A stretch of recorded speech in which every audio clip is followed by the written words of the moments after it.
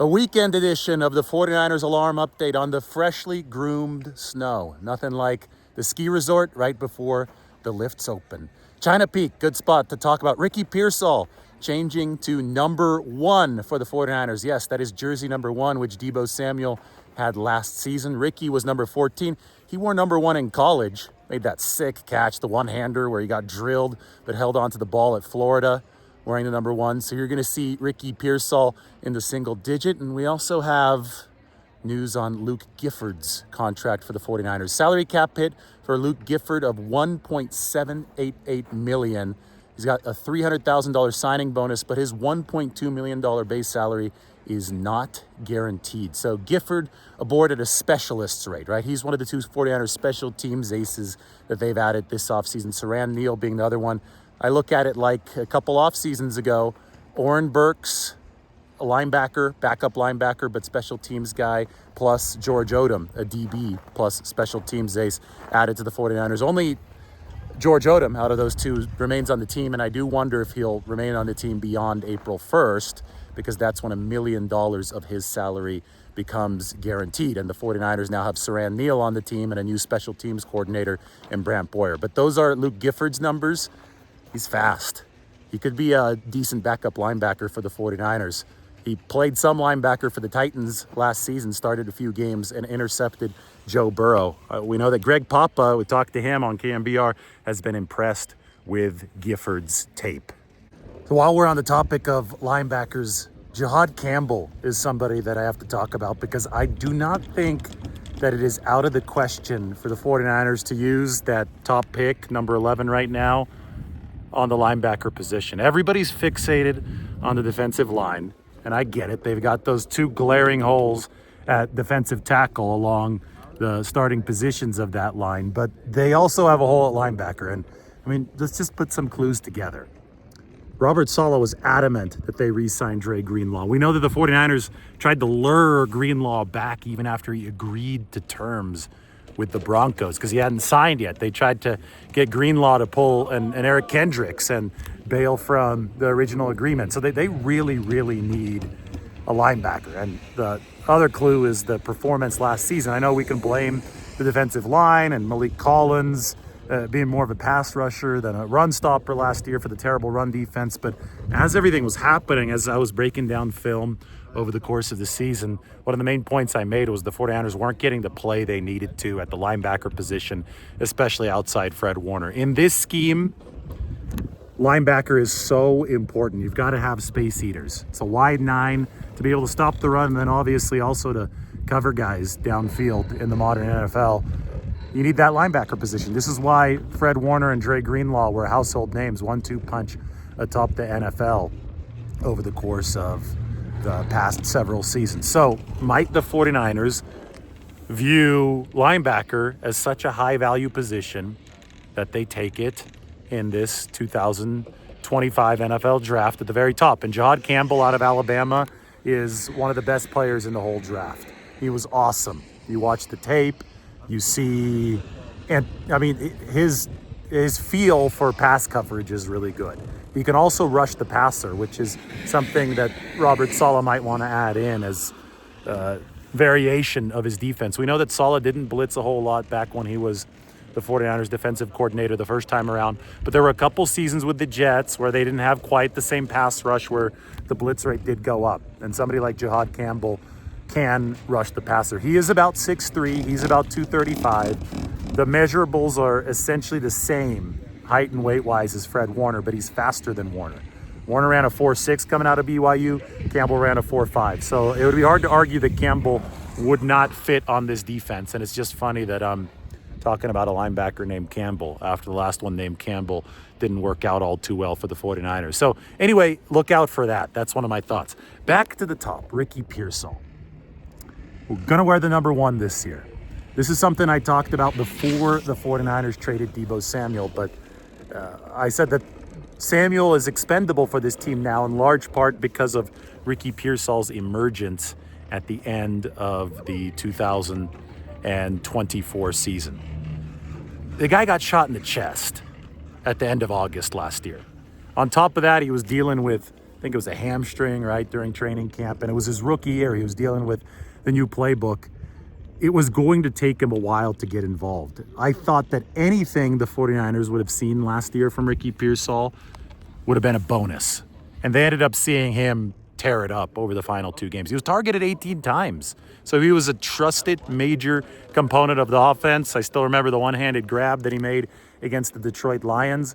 The fact that Pearsall showed that kind of comfort and production in the same season that he saw so much adversity means that he is going to be a staple of the offense in year 2. Now, he's got to avoid the sophomore slump, but I think that, Dante Pettis suffered the sophomore slump.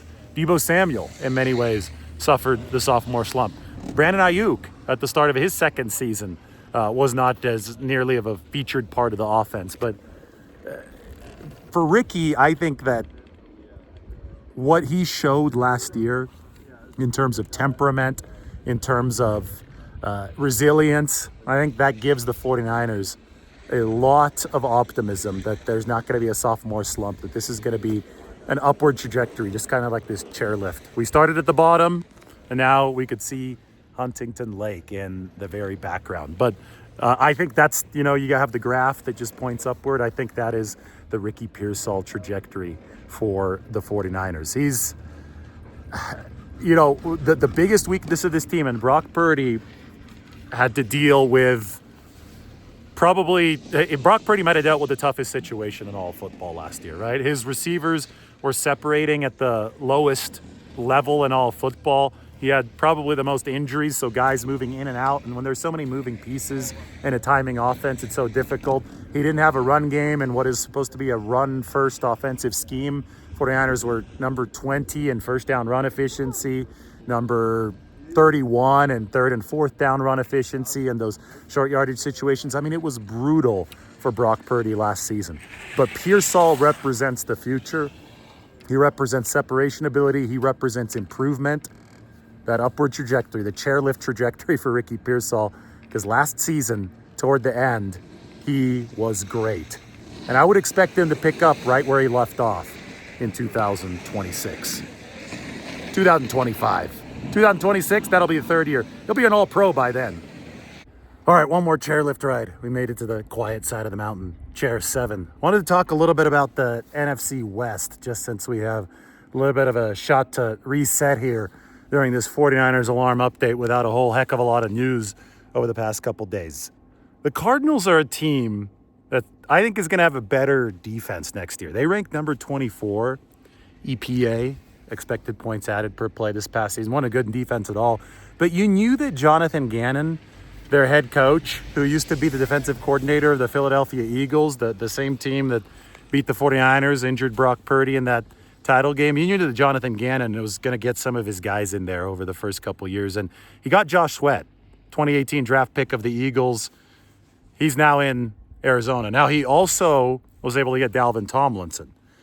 Strong, stout defensive tackle veteran against the run. So Dalvin Tomlinson, Josh Sweat, along that D-line in Arizona, those should be 2 baseline fixes for the Cardinals. So look out for that over there, because to me, the Cardinals are always slept on. It's the unserious franchise of the NFC West, right? But every once in a while, they'll have enough talent to make some noise. And I know that the 49ers, the Rams, and the Seahawks, those are more glamorous franchises than Arizona. But look out for the defense that Jonathan Gannon is trying to build with the Cardinals. And, of course, we're going to have to wait to the NFL draft to see how the next step in that build progresses. The Seahawks, man, I'm trying to figure this out. DK Metcalf is a receiver who was in his prime. He's obviously now in Pittsburgh. Cooper Kupp is a receiver who's not in his prime. He's now with the Seahawks.